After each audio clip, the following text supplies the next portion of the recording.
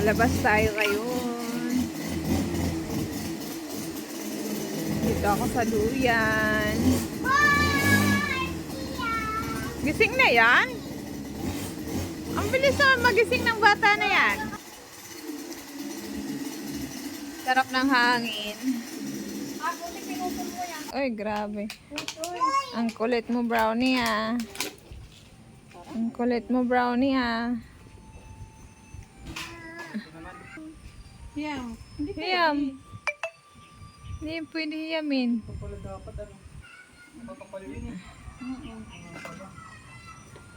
Lakas ng hangin, oh. Hi! Huwag mo nang palitan. Yung nyugdo ng sarap ng buko ng ano nila, oh. Nyug ng kapitbahay, oh. Ang daming bunga.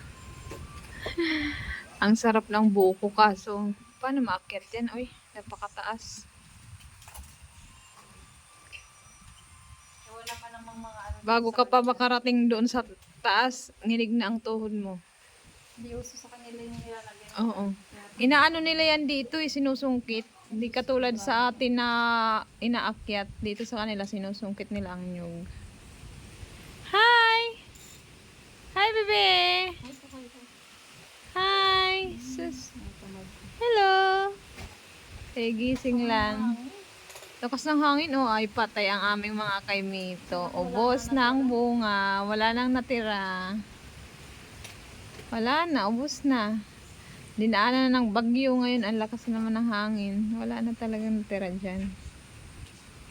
Wala nang aasahan dyan. Pero natatakam ako sa buko nila doon, oh. Dami bunga kasi.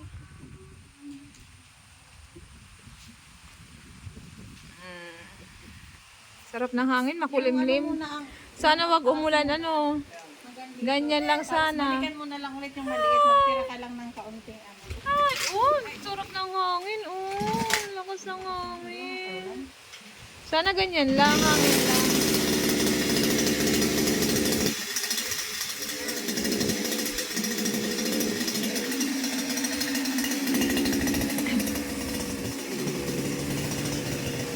Sana hangin lang. Oh, ang lakas ng hangin.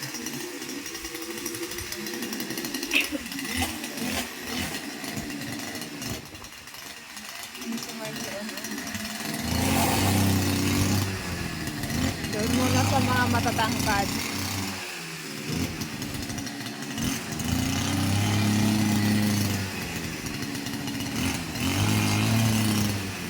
Ang takaw sa gasolina, eh, no?